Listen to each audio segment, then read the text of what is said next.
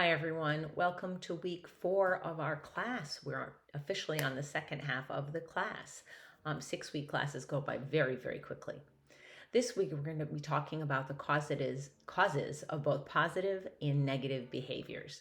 You do have a chapter to read in your Miller text, and that is chapter 9 about the fundamental causes of both positive and negative behavior. And then I believe it's 5 videos for you to watch. One on child temperament, one on challenging behaviors, one on classroom management tips in kindergarten, and one about integrating technology in a preschool classroom.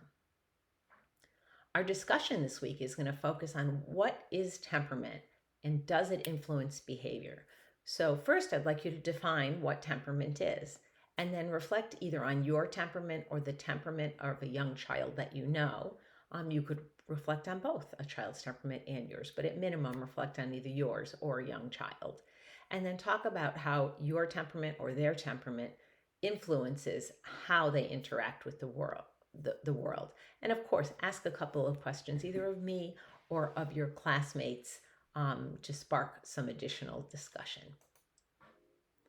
And then we do have a couple of assignments this week. The first one is I'd like you to select 3 articles or videos that are on bullying, and specifically bullying with regard to early childhood education. So as we know, early childhood is birth through grade 3. So anything in that age range. So typically birth to age 8. I'm not thinking that we're going to have to, you're going to find any articles about infants and toddlers on bullying. So typically I would expect from age 3 to about age 8, again, videos or articles about bullying. I'd like you to summarize the content of the articles and videos.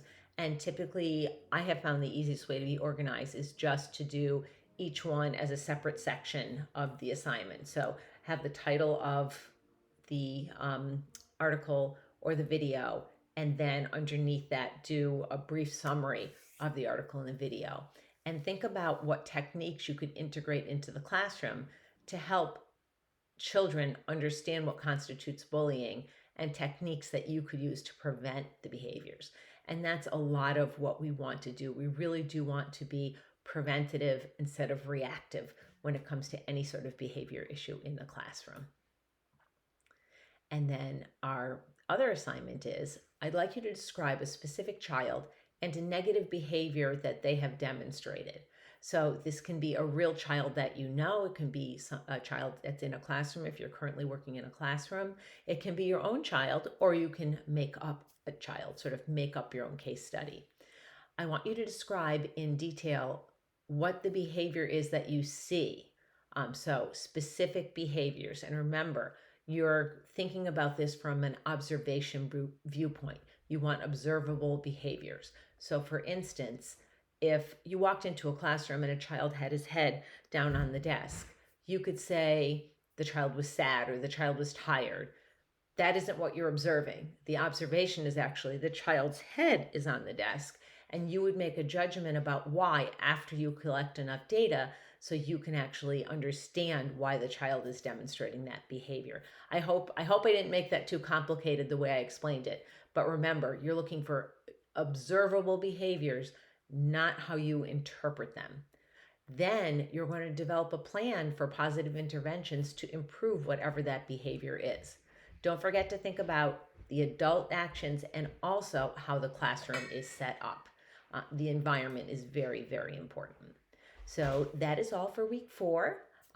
As you all know, I do try to grade assignments as they come in. So if you're able to finish your assignment earlier in the week and you would like feedback on it, I have been pretty steadily been able to keep up with that. And I am here if you need any help or support. Just reach out either through Canvas or through email, and I'd be happy to set up a meeting if you need to discuss something or just answer your question. Thank you. Take care.